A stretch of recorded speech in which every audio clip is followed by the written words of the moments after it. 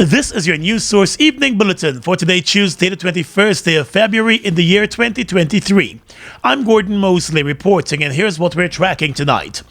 With no response from government following the issuance of their 7-day ultimatum, the displaced Caneview Mucka squatters have instructed their lawyers to initial legal action over the demolition of their homes.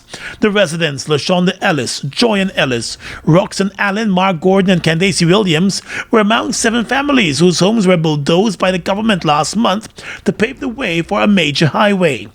Earlier this month, the aggrieved residents signaled their willingness to agree to an out-of-court settlement, but warned that should the government fail to respond favorably by the 15th of February, they will move to the court. Today, the government has not responded, but according to the Minister of Housing and Water, Colin Crowell, the Attorney General would have been responding on behalf of the government.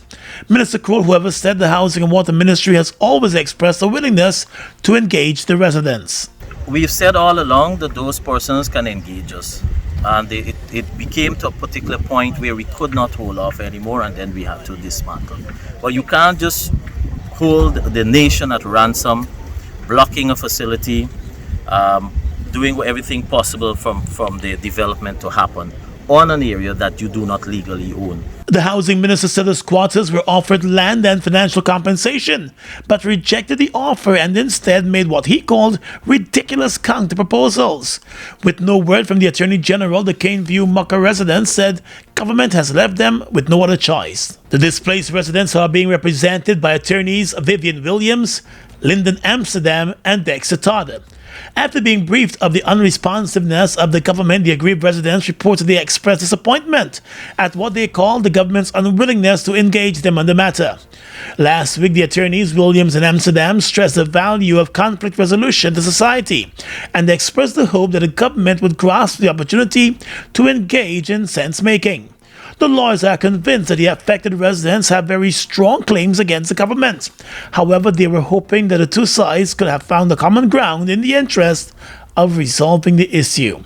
Meanwhile, 2 of the 7 families reached settlements with the government following the demolition of their homes. More news coming up in just a moment. It's been a long time coming. Overdue, some might say. But now that it's here, it will change life forever. And it is here to stay. The future is now.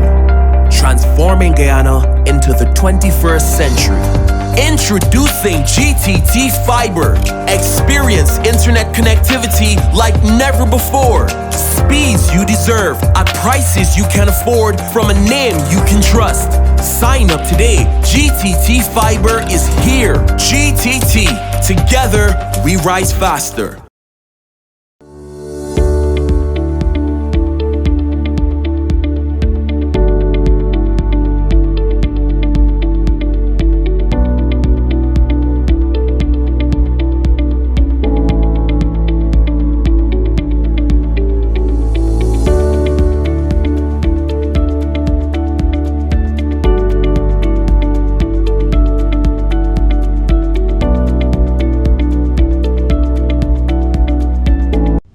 Giftland Office Max, we're all about customer satisfaction. Whether it's clothing and shoes for the ladies, gents, and kids, or for the latest electronics or hardware appliance, we're always thinking of satisfying you, our dear customers. Now you can shop online at www.giftlandofficemax.com or visit us at the Giftland Mall, where we're happy to serve each and every one of you.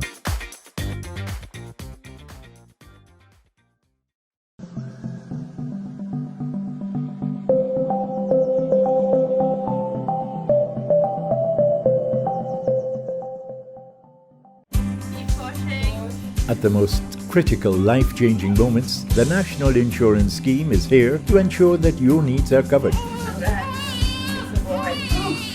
Access reimbursement for medical expenses for various aspects of your medical care.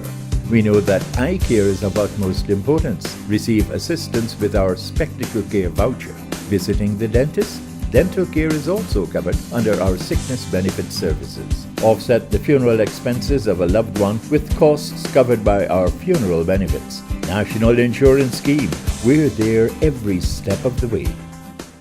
Get in the game with Buster. Win a full gaming setup. Xbox X, gaming chair, our 60 weekly prizes like Oculus Quest 2, Mini 2 drone, Nintendo Switch, and many more top gaming prizes. Check below for details.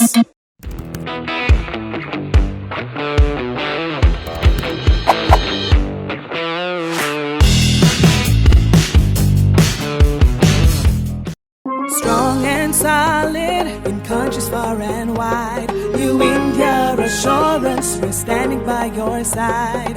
Golden service, half a century and more. New India Assurance, our policies are secure. From the heart of India, we serve these islands.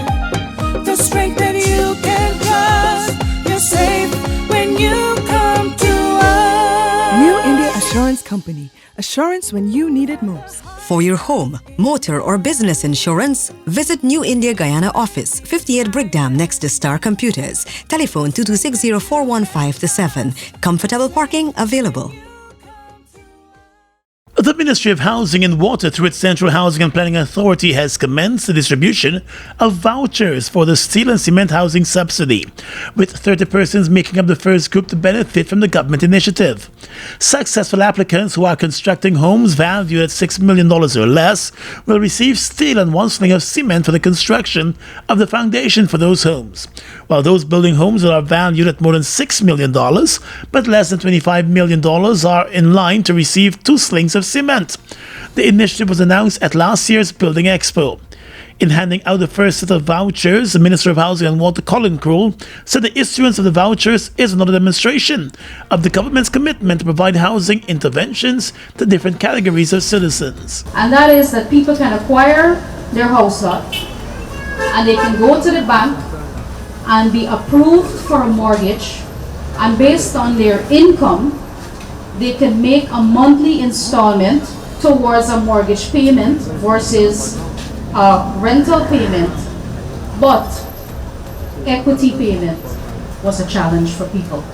That is the upfront 10% or 15%, I think it's 10% equity, the lump sum that the applicant still has to find to make that initial down payment so that the bank can then make disbursements. And so even after doing all of that, people still had this hurdle to cross. Minister within the Ministry of Housing and Water, Susan Rodriguez, said the steel and cement housing subsidy program, which was initiated by the President, is intended to help landowners commence the construction of their homes, starting with the foundation. Putting the program into context, Minister Rodriguez explained that while the Housing Ministry has been distributing house lots, it was found that many persons, though having their own land, were unable to start construction. Now when we came to office, we did an assessment and we recognized that there was a gap in the system. And that gap is that people are able to acquire their subsidized house lot, but many are still left without a home. And so we took on the bigger task of being primarily focused on homeownership, helping people to acquire their own homes, moving people from being renters to homeowners. As part of the process, she said the government has been actively engaging the commercial banks in the country with the intention of making loans more accessible.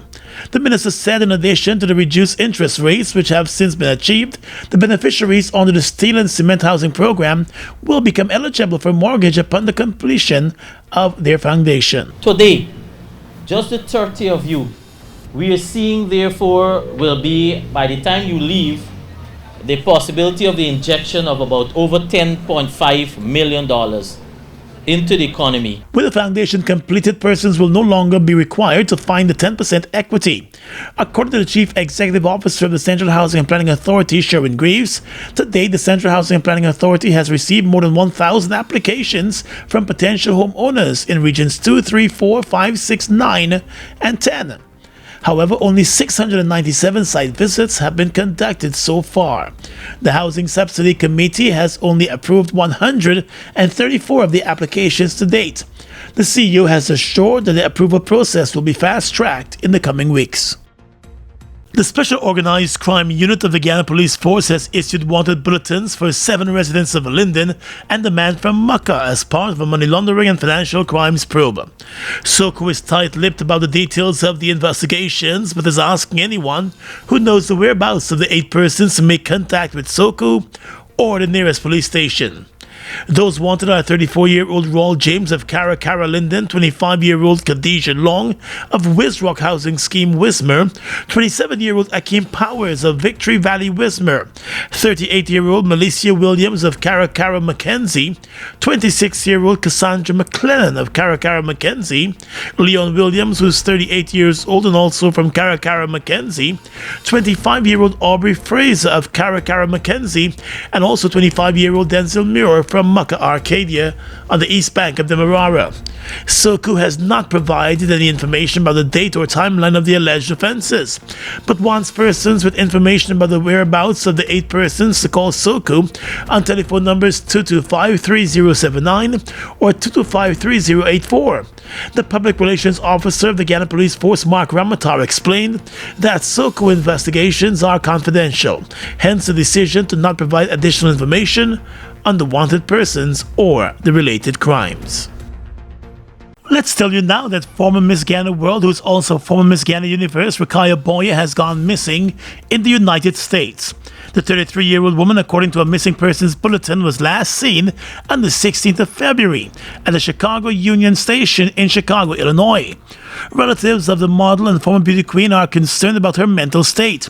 She reportedly spent several weeks in a U.S. mental health facility after being admitted there by a court.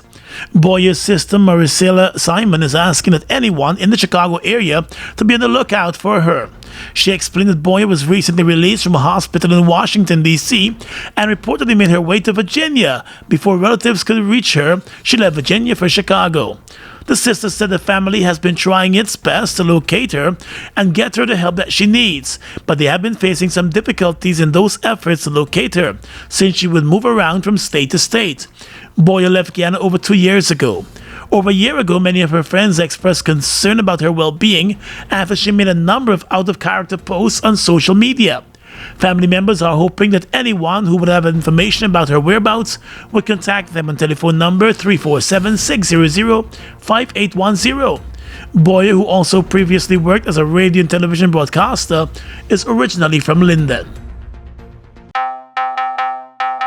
Combo pack up, we feeling best. Sunshine stacks above the rest. There is no contest, it's the best mix, so we feeling best. Best value to how you feeling. Ole cheesy, too much ripples and more combo pack of flavors galore, yeah.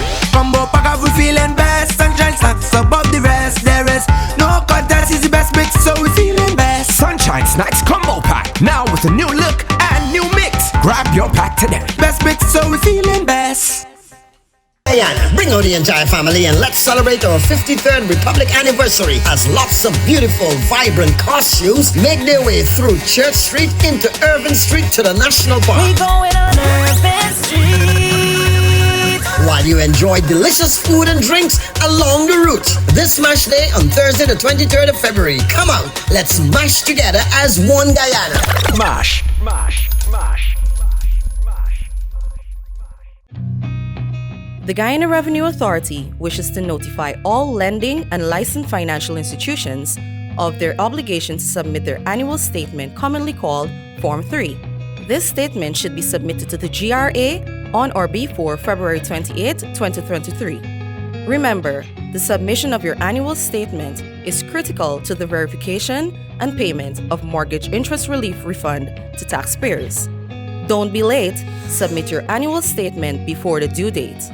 For more information, please contact our Tax Advisory Services section on 227-6060, extension 8000.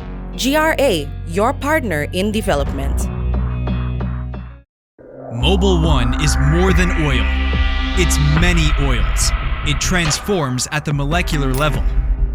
When cold, it's thicker than honey. When hot, it's thinner than water. Mobil 1 adapts and readapts to last longer. 16,000 kilometers between oil changes. That's your engine evolved. Sol Guyana is the authorized distributor of Mobil lubricants. Long-standing commissioner at the Guyana Elections Commission, Vincent Alexander, has accused his fellow commissioner, Clement Rohi, of stalling the process for the appointment of a new deputy chief election officer.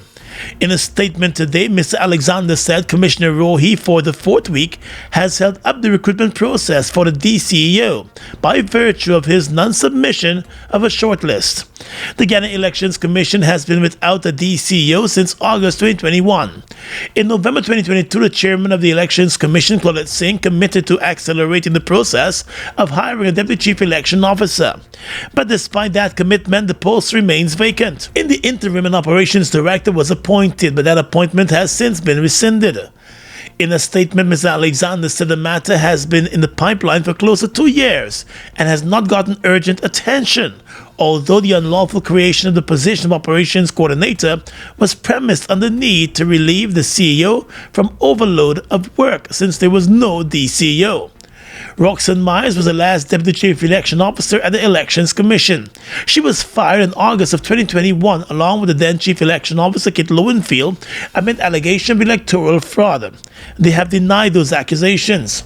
Initially, Melanie Marshall, Neil Backus, Mohammed Arjun and Deodat Prasad were shortlisted for the position by the Commission. However, with Mr. Rohi replacing the late Bibi Shadiq on the Commission, he is now required to make a submission before the Commission moves to the interviewing stage.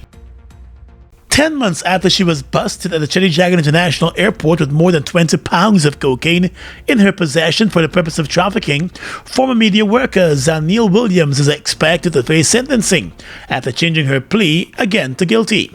The 26-year-old woman had initially pleaded guilty to the cocaine trafficking charge when she was first arrested and taken to court in April of last year. But 1 month later, she changed that guilty plea to not guilty. When the matter was called again last Friday, she informed the court that she wanted to change her plea again to guilty. Having entered the new guilty plea, the magistrate ordered that she returns to court on the 27th of the month, this month, when the sentence will be handed down. After her initial arrest, she was committed to psychiatric evaluation and was deemed fit to stand trial. Williams was an outgoing passenger to New York when she was nabbed by agents of the Customs Anti-Narcotics Unit with a large quantity of cocaine in her carry-on suitcase and another portion strapped to her body. She had been on the radar of Kanu agents for several months as she made frequent trips between Guyana and the US. Her arrest also led to the arrest of a customs officer and the Kanu agent. The two have always maintained their innocence, and their trials are still ongoing.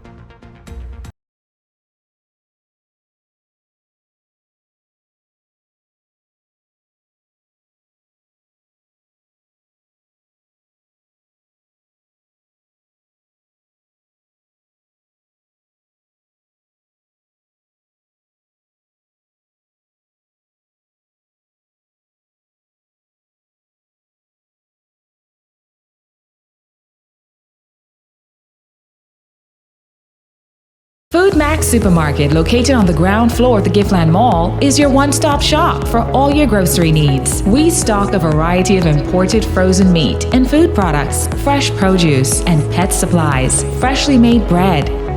Rotisserie chicken and patties are also available daily. Shop in comfort today at Food Max and let our courteous staff assist you in satisfying your shopping needs. Food Max, the fresh food specialist. It's one of your biggest goals, getting your own home, where memories are made, where happiness lives. You may feel that home ownership or renovation is beyond your reach, but we at Republic want you to know that there's always a way. Ask us about our suite of mortgages. Let's help make your housing wishes come true. Or advise on how the equity in your existing home can finance other dreams and goals. Call or go online to learn more. Buster, win a full gaming setup, Xbox X, gaming chair, gaming speaker and headset, or any of over 60 weekly prizes like Oculus Quest 2, Mini 2 drone, Nintendo Switch, and many more top gaming prizes. Check below for details. Fuel it up and drive, Super 95. Tune up, fuel it up and drive, Super 95. Tune up. Protect your fuel system, boy. High mileage and performance, boy. Guyana Oil's Super 95 gasoline gives you more reasons to drive and is available at 56 service stations nationwide. For affordable price, high performance, and high mileage, choose Guyana's Super 95 gasoline. Fuel it up and drive.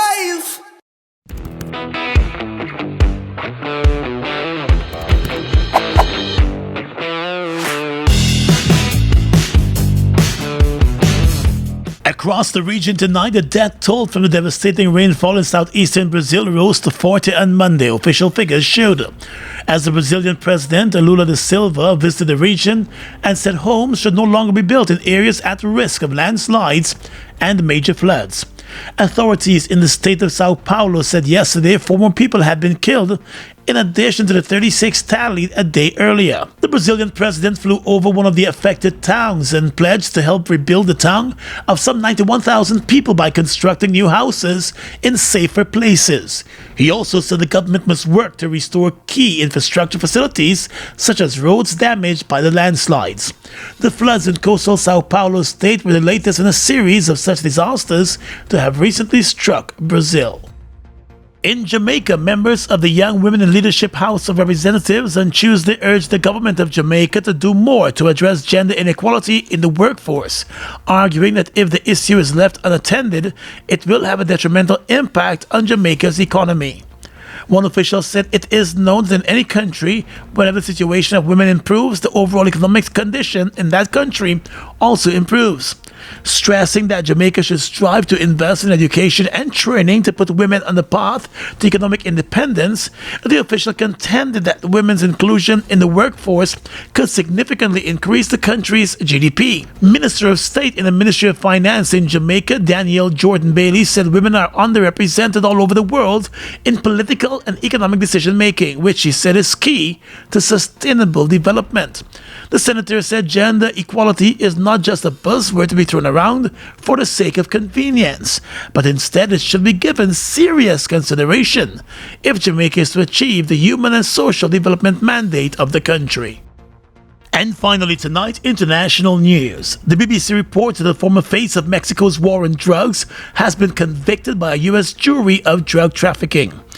Genaro Garcia Luna, once Mexico's security minister, was found guilty of taking millions of dollars from Mexico's biggest crime group, the Sinaloa drug cartel. Garcia Luna, who was arrested in the state of Texas back in 2019, had pleaded not guilty. The 54-year-old could face up to 10 years in jail. The verdict came down after a 4-week trial and 3 days of jury deliberation in the U.S. District Court in Brooklyn, New York. Prosecutors said the former head of the Mexican equivalent of the U.S. Federal Bureau of Investigations accepted millions of dollars stuffed in briefcases and delivered by cartel members.